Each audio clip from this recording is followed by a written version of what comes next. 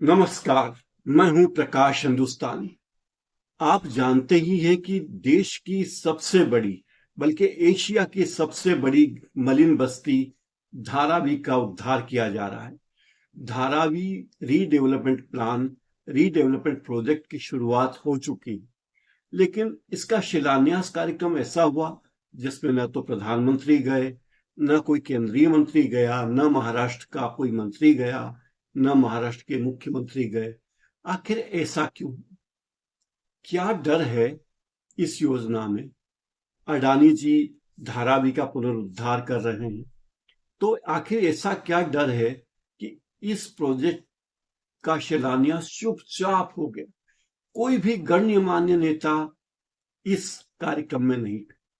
शायद इसलिए कि धारावी बचाओ आंदोलन के कारण तमाम नेता डरे हुए थे, और अडानी भी चाहते हैं कि कोई ऐसा काम न हो कि वे विवादों में आए और उनका प्रोजेक्ट ठंडे बस्ते में चला जाए। धारावी पुनर्विकास परियोजना प्राइवेट लिमिटेड DRPPL एक कंपनी बनाई गई है। उस कंपनी के अनुसार धारावी के विकास की इस योजना का शिलान्यास मुंबई के माटुंगा में सेक्टर 6 में किया गया। इस प्रोजेक्ट में बहुत सारी जगह होंगी। प्रोजेक्ट की शुरुआत माहिम से माटुंगा तक फैली रेलवे की जमीन पर होगी। 45 एकड़ की रेलवे की जमीन पर सर्वे का काम कर लिया गया है। यहाँ 3 बड़े बड़े टावर बनाए जाएंगे, जिनमें से 2 टावर रेलवे के कर्मचारियों के रहने के लिए होंगे और 1 टावर रेलवे ऑफिस के लिए होगा। और अगले कुछ महीनों में इस प्लान को मंजूरी मिलने की उम्मीद है।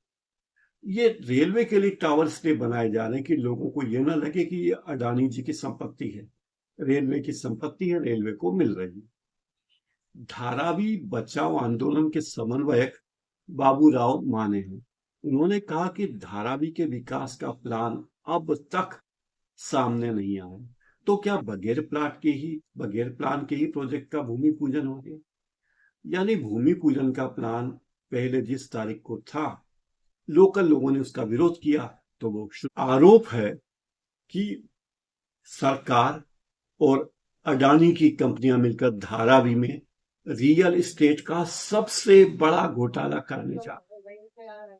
इसीलिए इस वजह से इस प्रोजेक्ट का भूमि पूजन गुपचुप तरीके से किया गया। ये आरोप है महाराष्ट्र की कांग्रेस सांसद वर्षा गायकवाड़। ये भी बताया गया कि विरोध से बचने के लिए कंटेनर के भीतर कुछ लोगों ने भूमि पूजन कर लिया। यहाँ के लोगों की मांग है कि धारावी में रहने वाले हर परिवार को कम से कम 500 फीट का घर उपलब्ध करवाया जाए। अगर ऐसा नहीं होता तो यहाँ निर्माण कार्य की शुरुआत भी नहीं होने देंगे। एक बात तय है, जिसका बड़ा ख्वाब उसकी बड़ी कमाई। आपने स्लम डॉग मिलियनेयर और गरीबवाज जैसी फिल्म देखी होगी तो समझ गए होंगे कि धारावी बस्ती कैसी है। करीब 12 लाख आबादी वहां रहती है। 12 लाख आबादी में से 4,000 लोग हर रोज बीमार पड़ जाते हैं, क्योंकि इतनी गंदगी है, इतनी अव्यवस्था है। यहाँ के लोगों की औसत आय 100 रुपए रोज है, और मुंबई का 80% वेस्ट यहीं पे रिसाइकिल होता है। जहां जितना वेस्ट रिसाइकिल होता है वो पूरे ब्रिटेन के वेस्ट का 23%। यहाँ 5,000 लोग अपना धंधा चलाते हैं। कोई चाय बेचता है, कोई पान बेचता है, कोई रेहड़ी चलाता है। 15,000 कारखाने ऐसे हैं जो केवल एक कमरे में चलते हैं। चमड़े के कारखाने, बाइंडिंग के काम कारखाने, मेहंदी पैकिंग करने के कारखाने। और यहाँ के प्रोडक्ट नॉर्थ अमेरिका, यूरोप, दक्षिण एशिया तक जाते हैं। लेकिन ये बात बताना जरूरी है कि यहाँ प्रदूषण का लेवल जो है वो सुरक्षित लेवल से 3 गुना ज्यादा है। धारावी के 76% लोगों को पीने का साफ पानी नहीं मिलता। केवल 24% लोग हैं जिन्हें ही साफ पानी मिल पाता। कारण यह है कि यहाँ गंदगी है, कोई आना नहीं चाहता, पर किराया सस्ता है। 2,000-3,000 में भी कमरा मिल जाता है। बंबई की 55% आबादी केवल 6% जमीन पर रहती है, और आप कल्पना कर लीजिए बाकी 45% लोगों के पास 94% जगह है मुंबई। अडानी से जब कहा गया कि रेलवे देश की किसी भी गंदी बस्ती का, देश क्या दुनिया की किसी भी गंदी बस्ती का अगर रीडेवलपमेंट हो रहा होगा तो शायद ही कोई उसका विरोध करेगा। क्यों करेगा? अगर लोगों को बेहतर जीवन मिल रहा है तो इसमें किसी को क्या आपत्ति हो? धारावी का पुनरुद्धार हो रहा है, रीडेवलपमेंट हो रहा है, इससे बढ़ के बात क्या हो? कई दशकों से, लगभग 3.5 दशकों से धारावी के उद्धार की बात चल रही, पर अभी तक काम शुरू नहीं हो पाया। अब इसका काम शुरू हो रहा है तो किसी को क्या आपत्ति हो? लेकिन आपत्ति यह है कि धारावी का पुनरुद्धार हो, धारावी के लोगों का भला हो, और धारावी का उद्धार धारावी के लोगों को ध्यान में रखकर किया जाए। ऐसा नहीं कि ये अडानी को ध्यान में रखकर किया। अब अडानी जी ने कहा कि मैं धारावी का पुनरुद्धार तो कर दूंगा, लेकिन मुझे इसके लिए जमीन और चाहिए। रेलवे की 45 एकड़ जमीन हमको दे दीजिए, मुलुंड नाके की 18 एकड़ जमीन भी हमें दे दीजिए, मुलुंड का कचरा डैम का 46 एकड़ जमीन वो भी हमें चाहिए, और मानपुर में जहां डंपिंग होती है कचरे की, वो 823 एकड़ जमीन भी हमको दे दीजिए। इसके अलावा बांद्रा कुर्ला कॉम्प्लेक्स के जी ब्लॉक में 17 एकड़ जमीन भी हमें दे दीजिए। यानी इतनी जमीन आपको चाहिए क्यों? जो जमीन धारावी में है उसका उद्धार कर दीजिए। लेकिन नहीं, वो धारावी का उद्धार करने के साथ ही साथ सबसे बड़े डेवलपर, सबसे बड़े बिल्डर बनना चाहते, और यही उनकी कोशिश है। और इसीलिए कांग्रेस और शिवसेना के उद्धव ठाकरे ने कहा है कि ये घोटाला है, और इन लोगों का कहना है कि अगर हमारी सरकार आई, महाराष्ट्र में अगर वापस हमारी सरकार बनी, तो हम अडानी समूह को इस जगह का डेवलपमेंट नहीं करने देंगे, यानी हम ये कानून बदल देंगे। दरअसल शिकायत ये है कि अडानी समूह को फायदा पहुंचाने के लिए डेवलपमेंट कंट्रोल रूल्स यानी डीसीआर में बदलाव किया जा रहा है, और ट्रांसफर ऑफ डेवलपमेंट राइट्स जिसे टीडीआर बोलते हैं उसको भी आसान बनाया जा रहा है। आरोप इसलिए है कि बदले में अडानी को ज्यादा फायदा होगा। तो धारावी के लोगों की अनदेखी करके, धारावी के नाम पर, उन लोगों को पुनर्वास करने के नाम पर अगर पूंजीवादी खेल चलेगा, कोई पूंजीवादी फायदा उठाना चाहेगा, तो लोग इसका विरोध तो करेंगे ही। एक और बात है कि धारावी में इतने 12 लाख लोग रहते हैं, उद्धार होगा, धारावी में बिल्डिंग बनेगी, तो ये लोग कहाँ जाएंगे? इन लोगों को किसी और जगह भेजा जाएगा। इसीलिए कांग्रेस इसका विरोध करेंगे। कांग्रेस की एक सांसद है वर्षा गायकवाड़, उन्होंने तो कहा ये रियल एस्टेट का सबसे बड़ा घोटाला है। उन्होंने कहा कि पूरी प्रक्रिया अडानी समूह के पक्ष में है, और धारावी के पुनर्वास के नाम पर सरकारी नियमों में बदलाव किया जाए।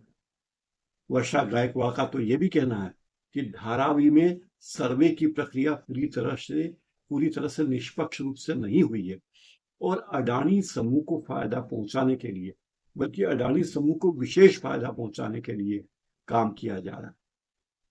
इस प्रोजेक्ट के विरोध में बड़े बड़े प्रदर्शन हुए, हजारों लोगों ने भाग लिया।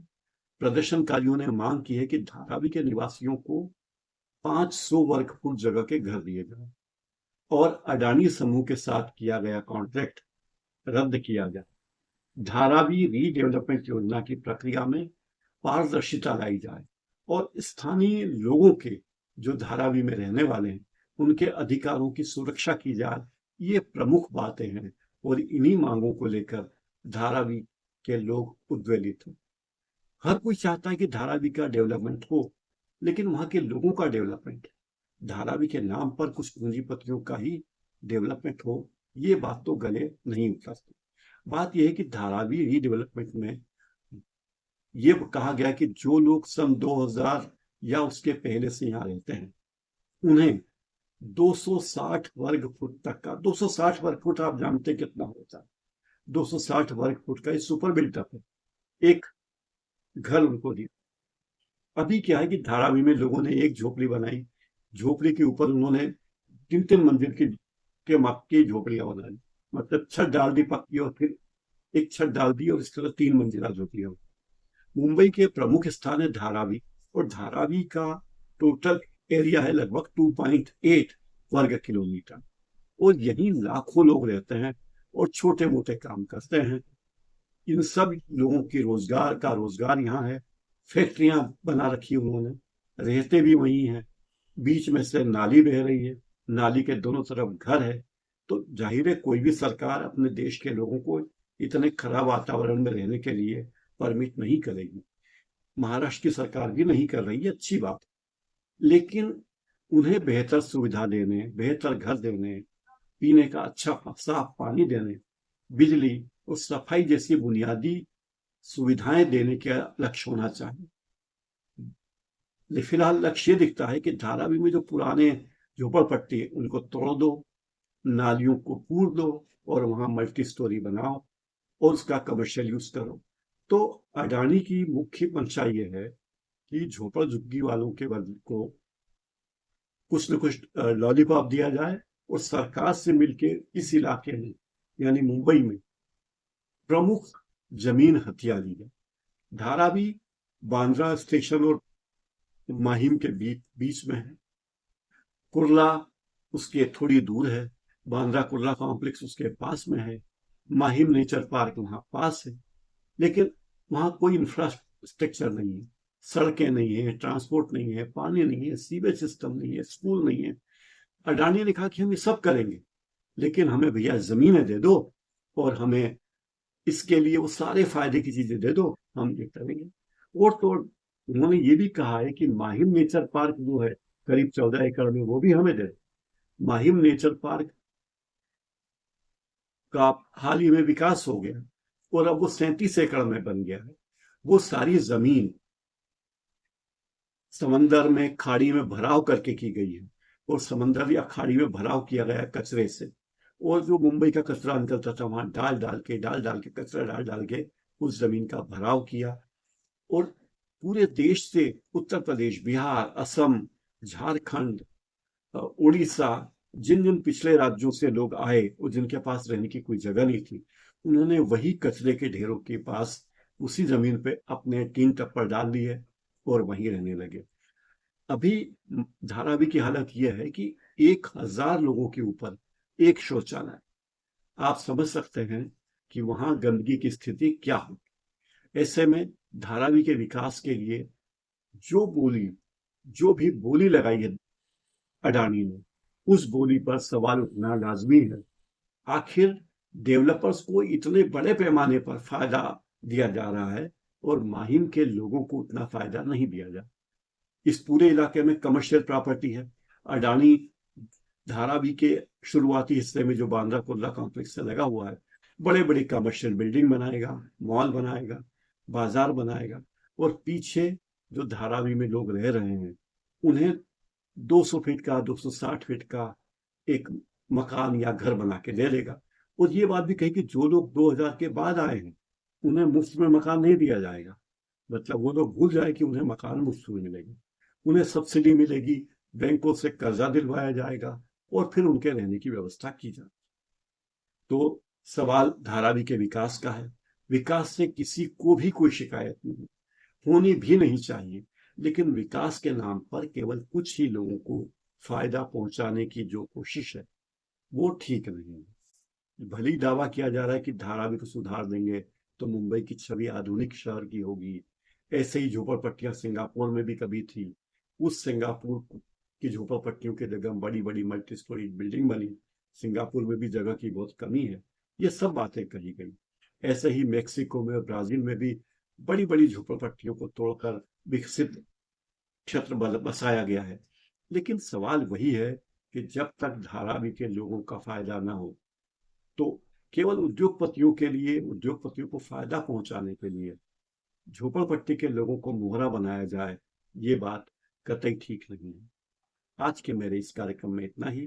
मेरे चैनल को लाइक कीजिए, सब्सक्राइब कीजिए और बेल आइकन जरूर दबा दीजिए।